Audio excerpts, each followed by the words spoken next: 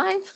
And for anyone reviewing later online, feel free to pause this at any point and write your answers and then restart the video to see if you can kind of follow along or actually engage in some of it. So the objectives for today is to really go through some of the stuff that Leanne's already covered with you. And please, I apologize if I'm repeating anything too much for you guys, or if I've moved through anything too quickly, please feel free to speak up and let me know if you'd like me to go over anything in any additional detail or ask questions at the end. We also will describe the outside to inside approach to reading chest x-rays, as well as look at some various different pathologies on x-rays. Some of them looking at some cardiology stuff or cardiac defects related to what you can see on chest x-ray. And in relation to the cardiac intensive care patients, looking at ETT placement on our chest x-rays as well, and other lines if you have them. So because this is a review, I am always going to pause for about 10 to 15 seconds for you guys to look at it, and also give you another 10 to 15 seconds for you guys to try to write an answer on a pen and paper to follow along. So there are going to be some gaps where I'm listening. If you want to say anything out loud, you are more than welcome to, but I know sometimes it's easier just to do it personally. And if you're not a pen and paper kind of person, feel free to open up a blank document on your laptop and type into that some of your responses and stuff like that. I've included a lot of questions almost on every slide, so we can kind of go through this in a review format. Anyways, there's going to be a specific focus on certain sections of the x-ray with different x-rays, just to keep us running in a timely manner. If we were to interpret entirely all of the x-rays, we would go through much less and take a lot longer. Just reviewing that the x-ray is basically the device is actually going to shoot your rays through the patient through the x-ray tube, or shown as a transparent sometimes. And basically there is a radiosensitive film under your patient which captures those rays and develops differently based on the density and how many rays actually get through your patient. So what I would like you to first do in terms of grabbing a pen and paper is locate, if you can, or write down where you see the x-ray sensitive film, or where it would be placed relative to everything here that you see. And so this is it on this slide demonstrating. So usually for a chest x-ray, that will be placed on the opposite side. For a lot of portable x-rays or x-rays in the supine position, the sensitive film will be underneath the patient, and your radiation technologist will be shooting from the top from a anterior posterior view. And so chest x-rays are mostly produced by, you can tell I'm a respiratory therapist, not a radiography technologist or someone who interprets x-rays a lot, but we can see lots of things, and that's what we really want to pull you through. So this is where it's shooting energy through your patient, and it's passing through both the thorax and all the various structures within your chest, and exposing it to the plate behind them in most of our patients in the hospital. Conventional x-rays typically pass beams. So if you're looking at a patient who's coming in preoperatively or in a clinic environment or whatnot, and they're sent to have a film done, typically if they're able to, they will be performed in a posterior, shooting from the back through the front, usually with their arms up or trying to keep them out of the way for the frontal view, and they can be shot right to left for their lateral view.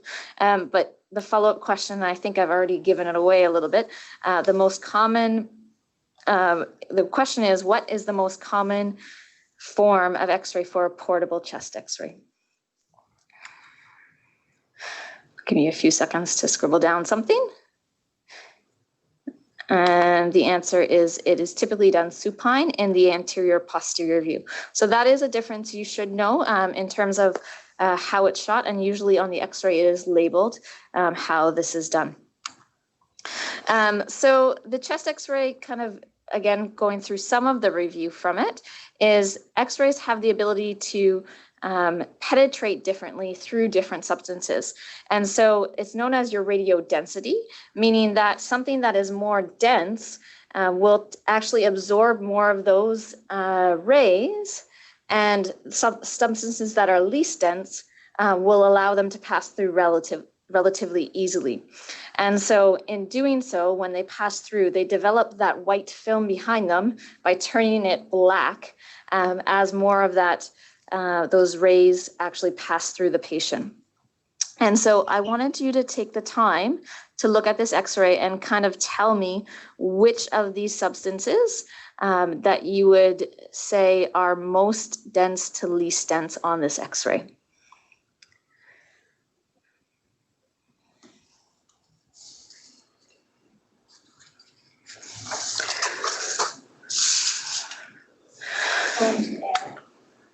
Exactly. And so the other piece that we sometimes add on, especially when we talk about certain lines or any, I'll say spinal rods or anything like that, Leanne has also included metal on this list, being the most radio opaque, being the most solid. But on this, for sure, it goes bone, water, air. And in the same sense of water, meaning your blood, your tissue being made up mostly of water, is made up or looks that way on the X-ray as well.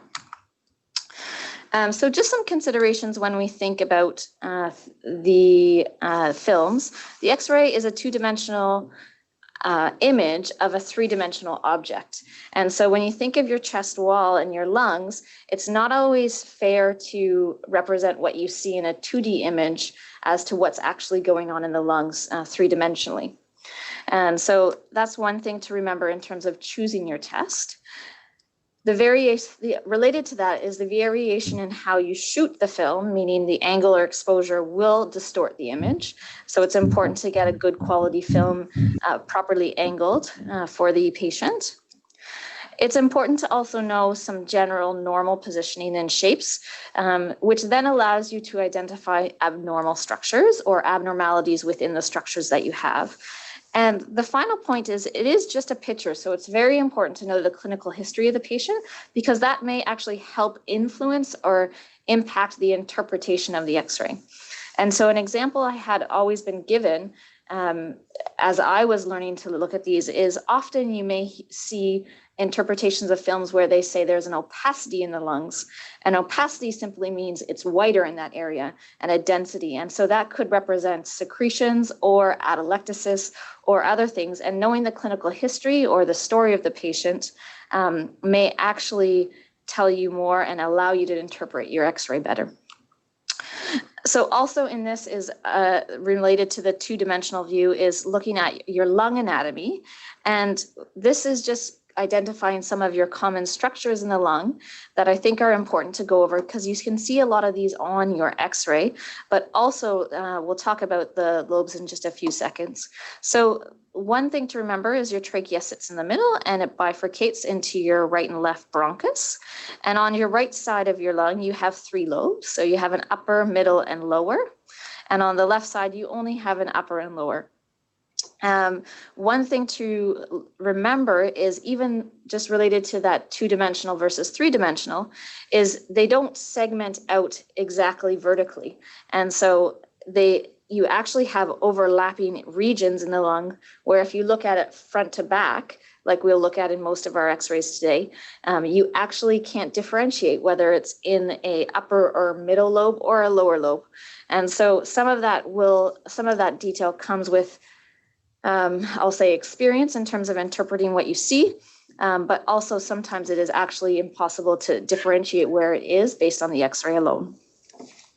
The other structures that are important to kind of remember is, at the bottom of your lungs, you have a diaphragm that sits here that would fill in this space, what's they're called is the diaphragmatic surface of the lungs. In the lungs itself, you actually also have what's known as a cardiac notch. And this is to allow space in your mediastinum for your heart to sit. And On here, also, they've highlighted where you can see fissures. And so it's not common to normally see these on an X-ray, but if you have lots of additional fluid and other things within the lungs, sometimes you can see some slight accumulation in those regions where you see lines that differentiate where your lobes are on the X-ray. So that's a quick anatomy review of the lung. And when we talk about the systematic approach to X-rays that Leanne has gone through with you, it's the outside-inside approach that she has generally presented. So first off, related to this is when you look at your film, you should always make sure that you're identifying the proper date and time of the film and the name of the patient that you're looking at. And from there, although it's not, you're looking at the film initially for positioning and film quality, and to help you identify whether this image is actually good enough to interpret, or know the limitations of your film such that you can interpret it in the context of what you can see. And then from there, we work outside in on your patient from the extrathoracic soft tissue. So in this sense, you can often see that if there's edema in the chest wall or anything related to your tissue, if there's air in there, which is known as subcutaneous emphysema. You also can look at your diaphragm, which sits at the base of your lungs, and you'll look at what's known as the costophrenic angle related to that. And so you can look at the contour and the thoracic vertebral level at where that sits, and that's going to help tell you also whether you have good inflation or not. If you work beyond the tissue level and now into the bony thorax and lung fields, first of all, the bony thorax you should look at for symmetry, size, and integrity. And beyond that, when you get into the lungs, you will look at the aeration of the lungs, and that may include various different aspects of it, which we will review in a little more detail. You'll also then, moving further in, you can look at the trachea, which you should be able to see as an air column on the X-ray, and you can look at whether it's midline or deviated. You then can look at the mediastinum around the heart. So that will look at the shape and contour of the heart, and if there's any abnormalities that can be seen with that. And then going back out into the lungs, right around the heart, you have the hilar regions of the lung, which can show evidence of increased or decreased blood flow. And the pleural space also can show whether there's air or fluid in it, and the vascular pattern. So it kind of goes outside in, and then what seems like on Leanne's list is you then go back out and look at the perfusion of the lungs a little bit afterwards. You could reorganize this, and the main point is you don't have to necessarily follow this in this exact order every time, but you should have a general routine method of looking at your X-ray in a bit of a systematic fashion, because it avoids you fixating on one aspect of the X-ray alone. And this is where it can become very enticing if you are doing a film initially just to look at positioning of lines or whatnot, to then potentially miss something on the outer edges of the film where you haven't, if you've narrowed in exclusively on your lines, then you may miss some less subtle or more subtle things on the X-ray that otherwise exist.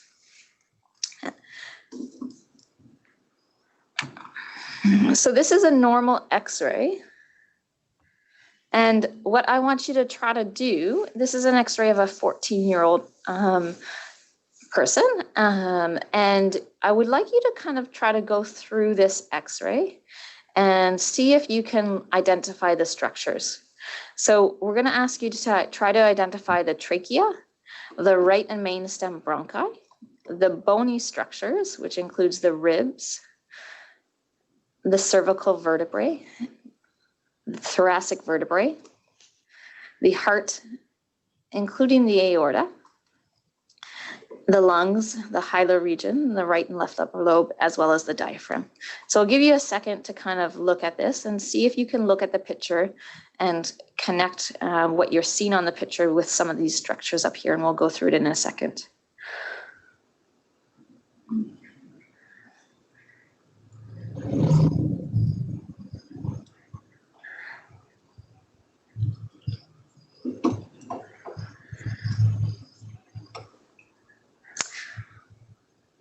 So on this x-ray, if we start at the top, the trachea, what you can see on the film is you can see this nice air column right here that represents the trachea. It's a little tough on this film, but you start to see, you can actually see if you follow where my mouse is right here, you can see that there is an airway here as well as some airway here. And it takes a bit of looking to actually see it, but this is the tracheal bifurcation with the right and left bronchus here. If you then go to bony structures, this one's a nice clear x-ray, so you can nicely see the rib cage and your ribs here. If you look at your thoracic and cervical vertebrae, it's important to kind of be able to differentiate these, because when we go to measure where our ETT is, we typically look at the thoracic vertebrae. And so on this film, what you can see very clearly is your cervical vertebrae look relatively flat up here. And as you move into the thoracic vertebrae, you'll see your vertebrae are, the thoracic vertebrae are where your rib cage first attaches to the vertebrae. So this is your first thoracic vertebrae here, going through that. And they count then down from there.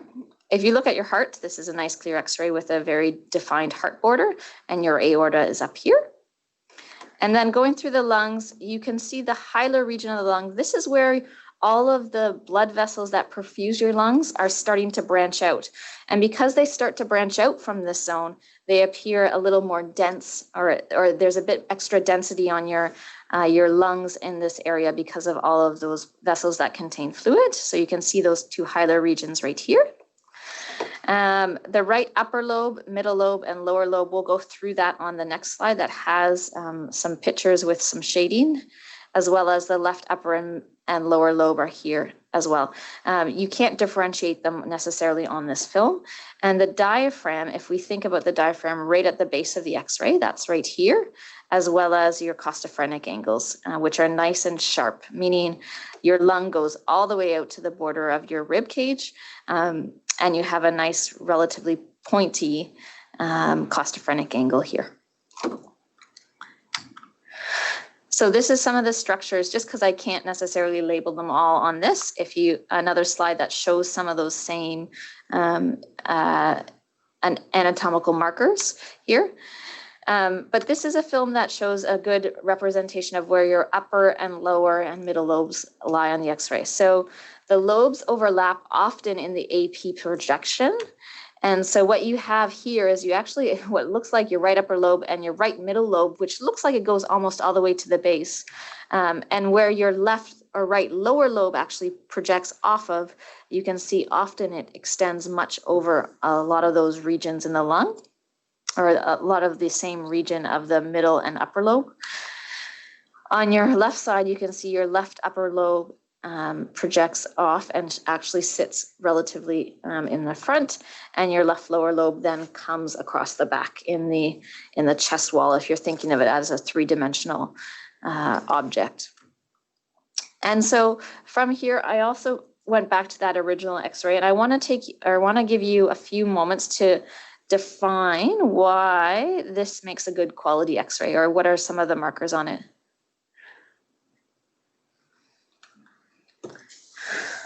And so I'll get you to write those down if you can.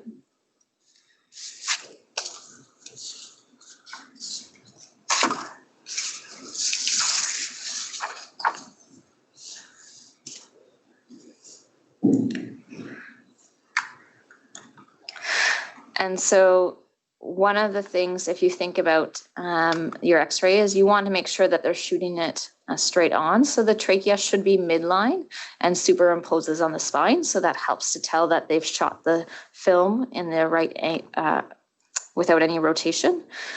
The other thing that you can say is very good about this film is the bony structures are well all demonstrated, and including that the you can see the clavicles, the scapula, which sit actually back here, and the vertebral bodies of your spine. So those are all here, which you can see the bony structure very well. In addition to the bony structure, what you can see in particular is differentiation between the spine and the heart. So if you're talking about something that's not penetrated appropriately, sometimes you lose that differentiation at that point. The lungs look relatively aerated and are completely dark. And so this is for a normal X-ray. They should look that way. Finally, the heart, in terms of its size in a normal X-ray, it should generally occupy 50% to 60% of the chest wall in infants, or about that, and less than 50% in adolescents for normal X-rays. So that's important to know. The hilar densities should appear here in the lungs and to have gradual tapering. And the diaphragm is also well defined with a rounded contour. And so those are the qualities that, sorry, I apologize. I think I said what makes it a good quality X-ray. But these are both good quality X-rays, but many of these are the good quality and the items that you should be able to see on a normal X-ray. And the costopharyngals appear sharp. So this is another normal X-ray of an infant, and I just show this to show how some things might be different when you look at structural differences with age. And so a lot of our cardiac patients may be in infancy when we first see them. And so here we again should see on our X-ray that our trachea appears midline and superimposes on the spine. The bony structures you can see are well demonstrated with differentiation between the heart. The lungs look completely uniform and are aerated, which you again see on this film. What you can clearly see here is the difference in heart size relative to the rest of the chest wall cavity, the chest or the size of the thorax. And so you can see here in an infant with a normal size heart, it looks much larger in the chest than compared to a teenager. The hilar densities, because the heart occupies a little more space, they should extend all the way to here with some tapering or seen less out towards here, which is a little difficult to perceive clearly on this type of film. But if you had it up on a larger screen, you might be able to see that. And the diaphragm, again, is well defined with a rounded contour for these guys. Keeping in mind that our infants' abdomens might look a little larger or generally have those nice round tummies. So you can sometimes see that this looks a little less rounded than an adult or a little less angled, but you still have a very clear costophrenic angle here. So now we're going to go through a variety of films that have different challenges or unique aspects of it. And so just for time for this review, we're going to highlight or focus usually on a few aspects of the films rather than go through it necessarily systematic from the outside in on all of them. But this is one X-ray where I want you to take a moment to think about what you think is a challenge with the positioning and film quality, or what you think of the positioning and film quality of this film.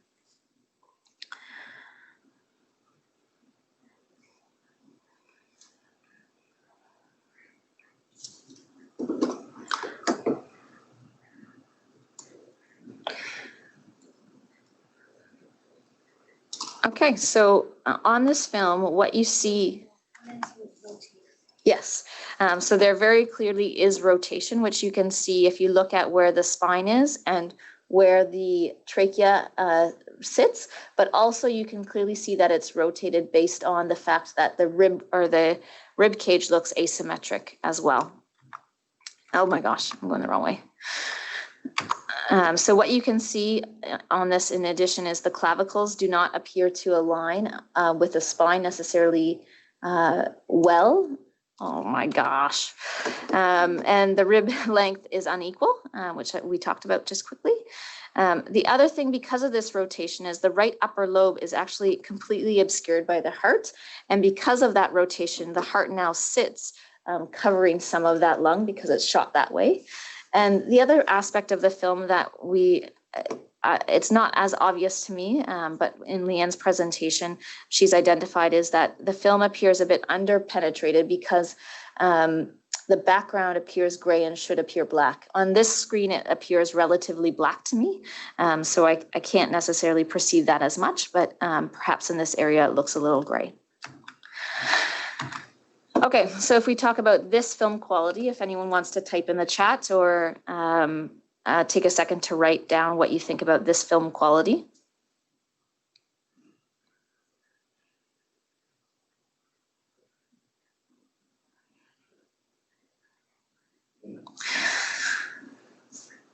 And so when I think of this film quality, I'm just going to highlight one thing that really sticks out to me, and that is the under-penetration of this film. And the way you can actually see that is the fact that the background of this film looks not black. And this screen, it's a little more apparent that you can see it, that it's not fully black, where air at this, like outside of the body, should be completely black. The other thing that, although you can, in the context of this film, you can actually still see some differentiation between the heart and the spine, the bone and the tissue. So you may not necessarily have to look at another film to get the information that you need from this film. So just keeping that in mind when you're looking at your film, if there is a quality issue, it may be more challenging to look at everything you want. So when I look at these lung fields, they look a little hazier than are normal. They're not as dark and aerated, but that may actually be more related to the aeration on this film, or the exposure on this film, not the aeration of the lung. Yeah. We're good. So this is another one I want you to just look at positioning.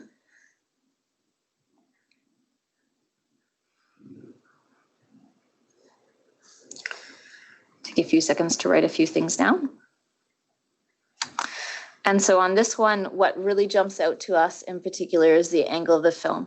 And so you can see that the rib cage looks really abnormal. There's probably some rotation based on, when I look at this image, you can see that you don't necessarily look fully symmetric here. And you can see when you look at the rib cage, how distorted it looks. And that's because on this film, the angle that they've shot at will then make those rib cages look distorted. And so one thing that stands out also is the fact that your clavicles, when you look, almost align halfway down your thorax. And so if you have a picture, if I can do this on the screen, it means you must have shot your film with your clavicles that then appear much lower on your X-ray than they otherwise should. So this has more to do with the angle of the film. So if we kind of move away from quality and look at some of the things, I want you to identify something on this film that with the thoracic or extrathoracic soft tissue. Something that sticks out.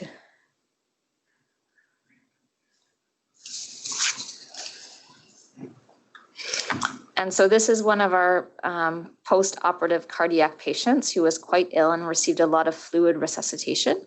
And so what you can see is clearly there's a lot of chest wall edema here. And so this is the result of third spacing of fluid. And so you can see that normally babies have some soft tissue on the outside of their lungs, but this space between the skin, how thick the skin looks between this and your rib cage demonstrates that there's lots of edema here. Also, if you see any air outside the chest wall, this would be evidence of subcutaneous emphysema, and this would appear in, if you can fill in the blank here, in between the ribs and the chest wall border.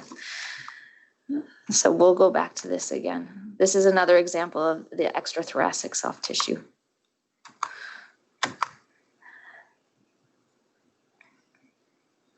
So I want you to look at this one.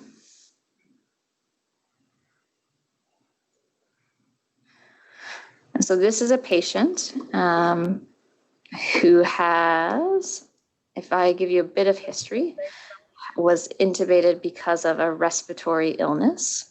And you can also see had a relatively severe lung compliance and had required a lot of ventilation pressures to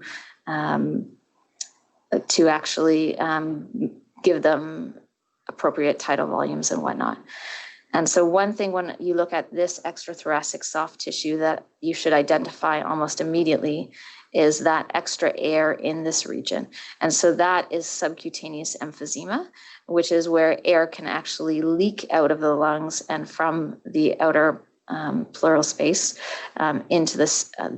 And so usually if you see subcutaneous emphysema, you will find a pneumothorax or there must be some air leak that is a source for that air to be in that area. That's not normal.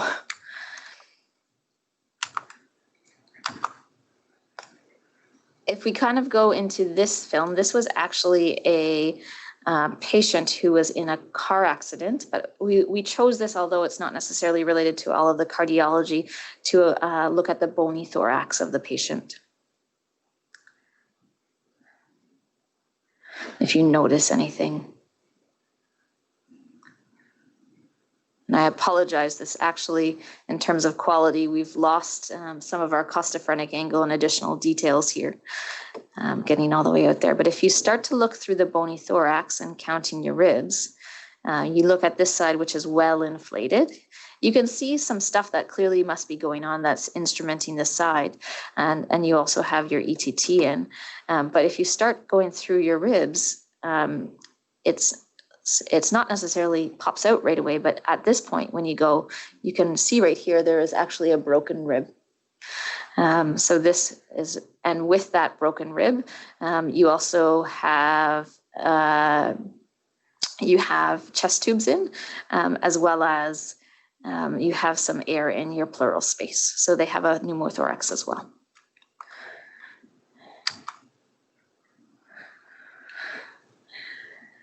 Other abnormalities with the bony thorax are on this film. If you could take a second to identify what you see or what you think is abnormal.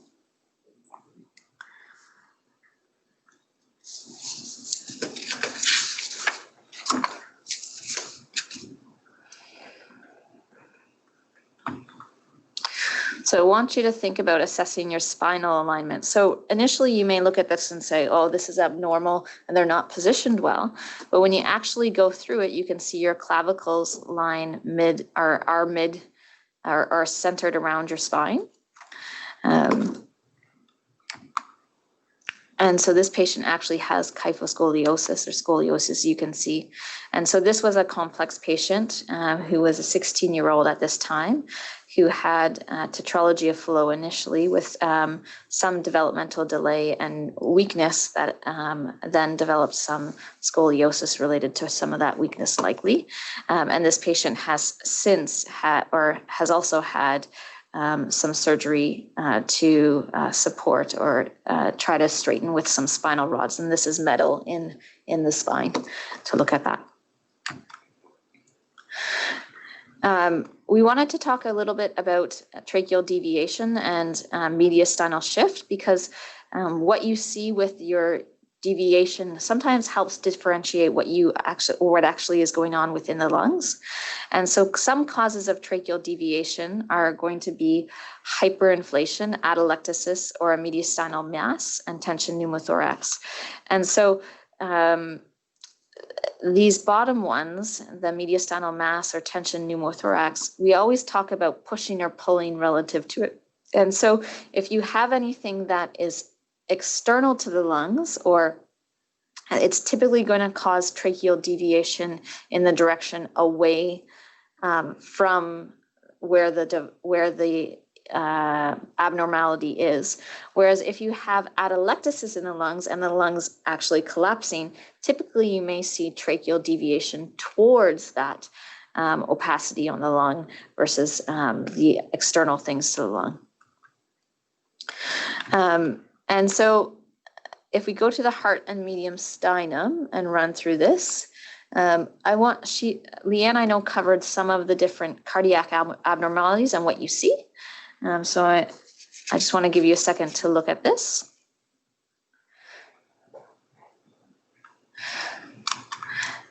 And so this is an example of a boot-shaped heart, suggestive of tetralogy of flow. And so what you see right here clearly on the X-ray is you see what's looks like almost a Christmas tree stocking or a booty, which is very, I'll say, characteristic or suggestive of tetralogy of flow. The other causes of this sometimes are an enlarged thymus, which can be seen on the X-ray in this. And sometimes if you see something similar to this in adults, it could be a mass or aneurysm. I'm going to give you a second just to look at this X-ray because it might take a second to figure out how this is working.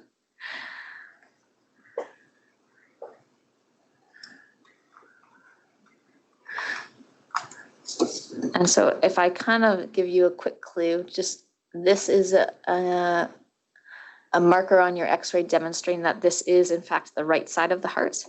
And what you see is actually the heart extending onto the right side, but it's very enlarged as well. And dextrocardia and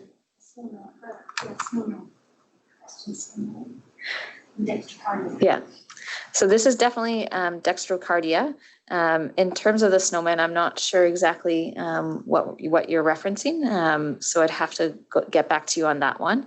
But it's quite an enlarged heart that goes almost all the way out to the outer border of the lung, demonstrating that it's occupying a lot of space within the thorax. This patient also has a pacemaker, which you can see here, which is metal and radio-opaque and has various additional lines, including a central venous line, an ETT, and a drain, as well as an NG in here. So there's lots going on this X-ray as well from lines. This is an example of pleural air, and I want you to just take a second to look at this. And it's sometimes challenging to see necessarily on my screen, but projecting up on the wall, you can see. I'd like you to try to identify where you see that there is vascular markings in the X-ray and none. It's a little subtle here, but what you can actually take for a second is you can see that there's here within this region, you can see that there's a little more haziness in this region. And this is the outer border of the lung. This is actually a very large pneumothorax that's occupying a lot of space within the wall or the chest wall. It's challenging to assess, probably because of the quality of the image here, not necessarily the quality of the X-ray, where there may also be some pneumothorax down here in this area. It looks quite dark as well. And so just remember, pleural air won't contain any of your lung tissue, and therefore it will look much, much darker than your lung tissue, even if it's properly aerated. In terms of the, there's a reference here to tension pneumothorax. With this kind of X-ray, you're looking for also shift in your structures to see whether it is actually exuding additional pressure on the heart, as well as your hemodynamics to identify whether it's tension. So this was a patient who was on another example of pleural air, just in the respecting time and everything. This was a patient who had presented with a very severe viral illness, was intubated and again put on reasonably high ventilation settings to maintain them. And there was an elective decision to go on to ECMO.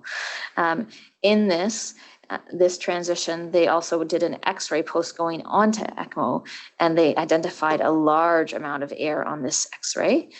So not only do you have a lot of radio opacity on this side, probably because of lung collapse and whatnot, you also have a large pocket of air that would, there is a chest drain in, but might require additional intervention to drain this area.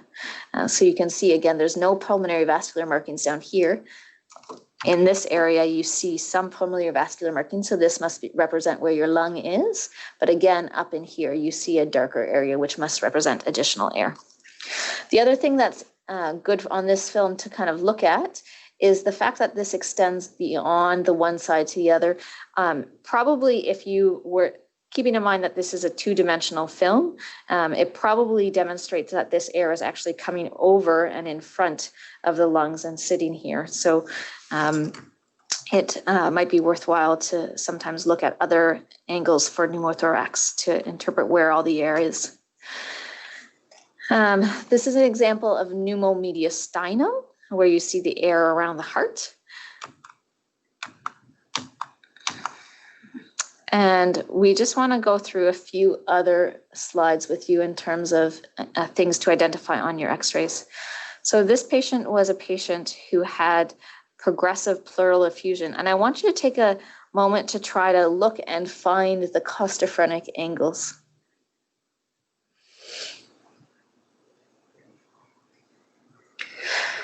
And if you can't find them, that's because they're very challenging to see because fluid is in that space. So differentiating where there's good aeration of the lung and where the lung ends is very challenging when fluid is in those regions. And so you can see that the fluid must extend all the way up the side of the left side of the chest. And otherwise it must be on the right side and blunting this angle here in terms of your normal costophrenic angle. The question here that we've put on is, how do you know or suspect that this x-ray demonstrates pleural effusion versus lung consolidation? And I want you to take a second to look at your other structures to see if you can identify what the challenge is here.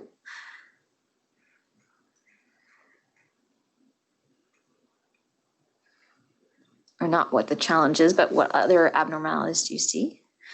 And so if you think about that push-pull concept, what you can identify on this x-ray is that the trachea is actually no longer midline, despite the x-ray looking reasonable quality in terms of rotation.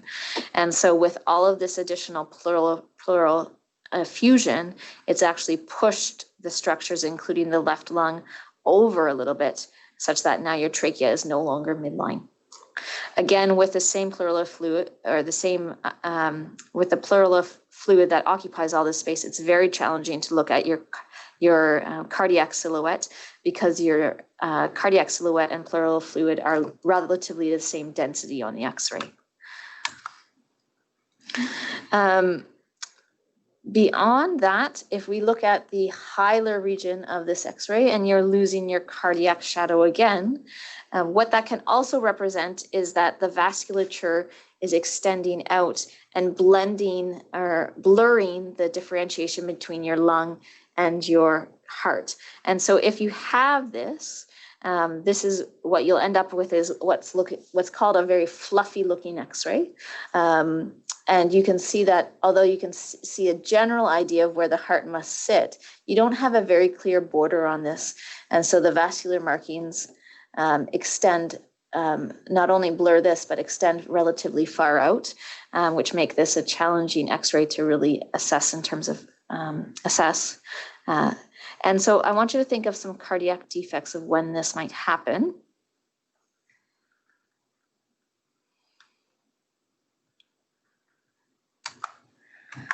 And there's none listed here, but I think of also a large VSD or anything where there's going to be additional pulmonary blood flow back to the lungs, or some left to right shunting within the heart. That's going to put additional pressure onto your lungs in terms of how much blood flow that they see, where you can see this. This x-ray on the opposite side, you see very little lung markings, and so this can suggest reduced pulmonary blood flow. And if you think of some associated cardiac anomalies, you may see pulmonary atresia with x-rays where you see very little pulmonary vascular markings, but then nothing that's suspicious of air. I'm going to skip this just with the essence of time, but this is an example of a patient with asthma where there's lots of hyperinflation.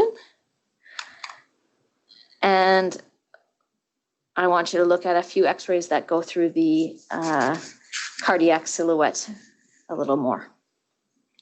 So I want you to take a few seconds to look at this and see what you think you see.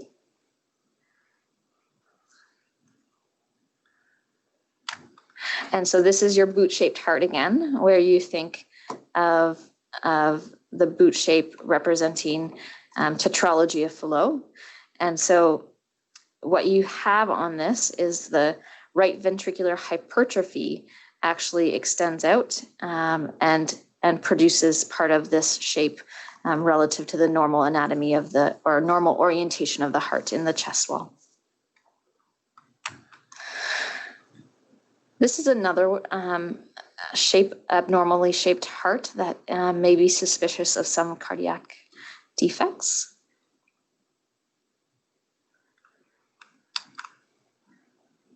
And so sometimes they talk about an egg-shaped heart with narrowing of the superior mediastinum, which is often suspicious of transposition of the great arteries.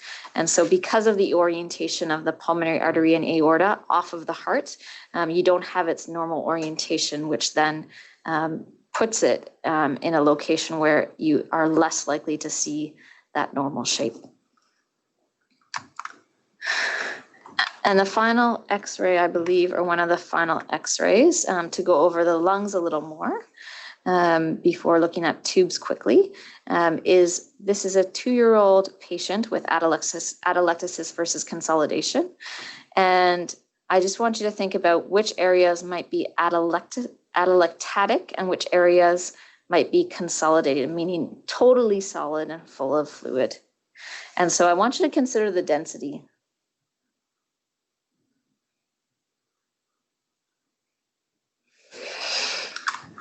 And so what we generally would suspect on this X-ray is you have areas of the lung where you have some aeration, where you'll probably, but it is certainly whiter than normal.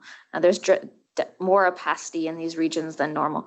So these areas probably demonstrate some atelectasis, whereas when you look at this one segment, which is quite white, you may actually assume that this is a little more consolidated or filled with fluid and other substances where it's much more challenging to assess or see any differentiation.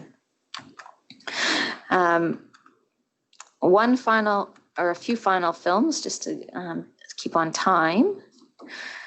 We have this X-ray of a patient, a cardiac patient.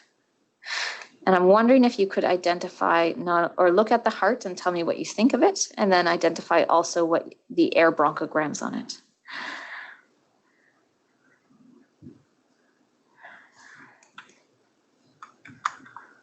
And so here are the air bronchograms, but this was actually a patient diagnosed with Epstein's anomaly, which usually you see cardiomegaly associated with that. As a result of tricuspid regurgitation, the right atrium becomes quite enlarged.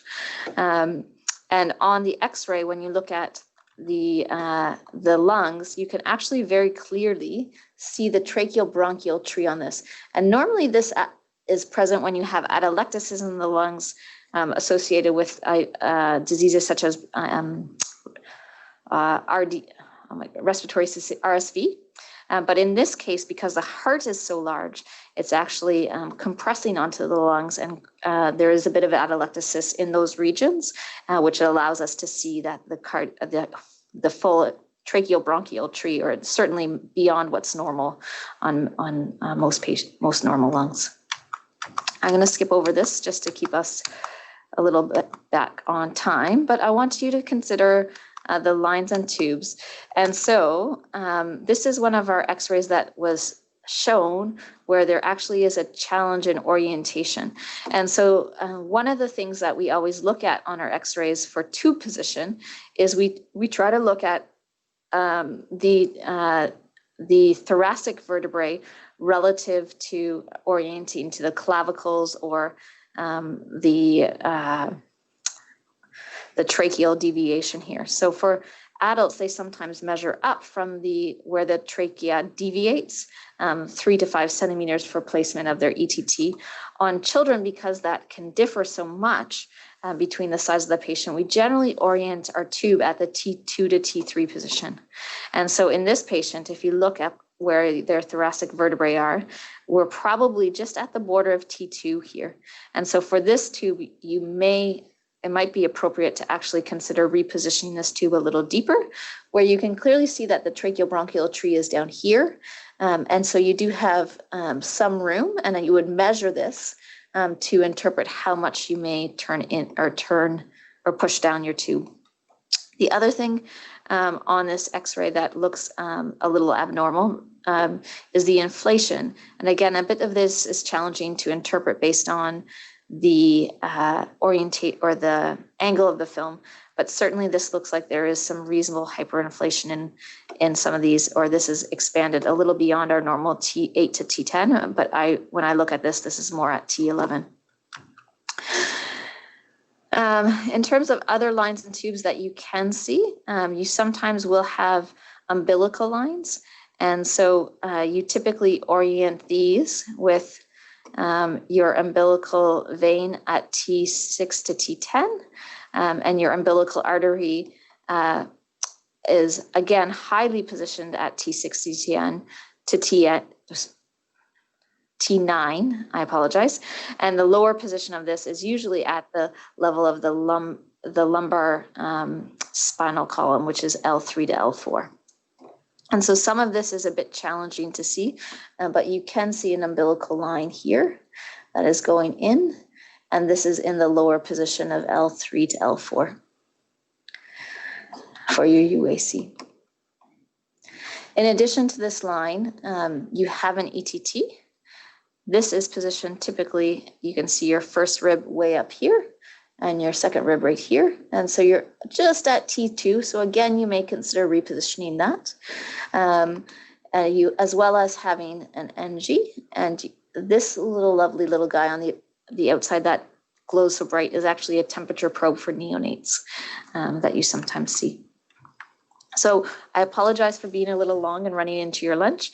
There's a few sites here that you can look at that has various x-rays, and you can go over some of the stuff that they have on these in addition to Leanne's previous slides to prepare for your OSCE. Thank you.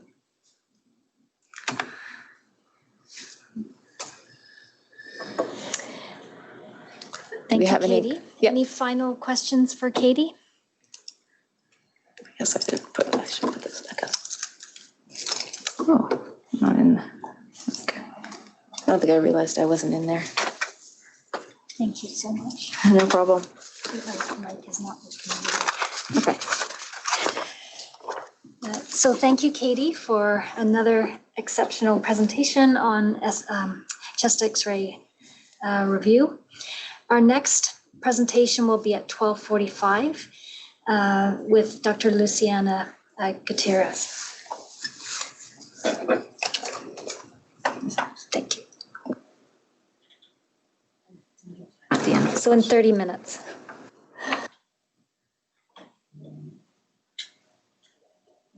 That was a little rough for me, I'm not gonna lie.